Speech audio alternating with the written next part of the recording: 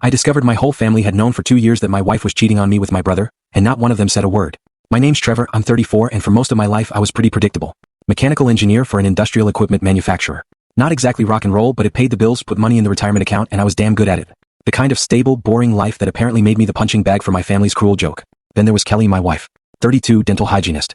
We met through friends, dated for 2 years, got married. Pretty standard stuff. We talked about kids, a house, the whole suburban dream. She seemed to want the same things. And then there's my brother Dylan. 29. He's the complete opposite of me.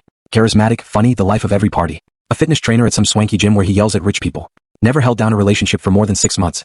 Always had an excuse about not wanting to be tied down. He was the fun one.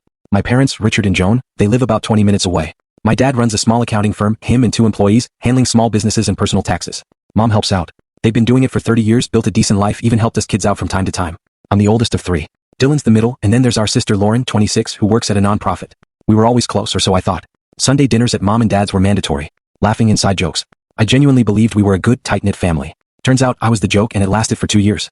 The world shattered for me about 3 months ago. I was home, absolutely miserable with a stomach bug. Kelly had told me she was going to her book club, a typical Thursday night thing she did with her girlfriends. Someone's house, wine, a novel they were reading. Around 8 p.m. my phone buzzed. A text from my buddy Wade. It just said, "Dude, isn't that your wife?" Below it, a photo. From a restaurant downtown. Kelly was in a booth across from Dylan. Both laughing, her hand resting on his across the table. It wasn't a brotherly touch. The way she was leaning in, the look in his eyes. I didn't need to be a detective to know exactly what I was seeing. A cold dread settled deep in my gut, and it had nothing to do with being sick anymore. I called Wade immediately. He'd been grabbing takeout with his girlfriend. He said they looked like they were on a date, sharing appetizers, being all cozy. He almost didn't send it, but thought I'd want to know. I mumbled thanks and just stared at my phone for what felt like an hour. My brain was screaming for an explanation. A surprise party? Just dinner between siblings?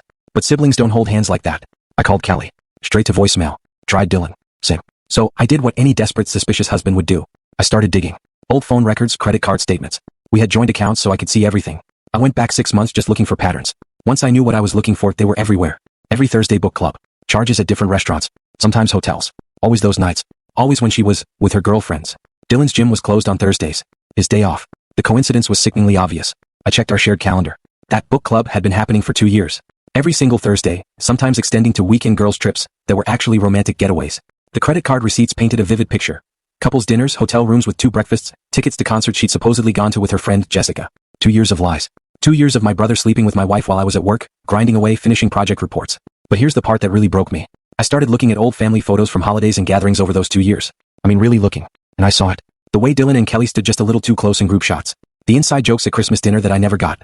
The times Dylan would help Kelly with something, and they'd vanish for 30 minutes. My family knew. I could see it in their faces now. The shared glances. The barely suppressed smiles. When Kelly and Dylan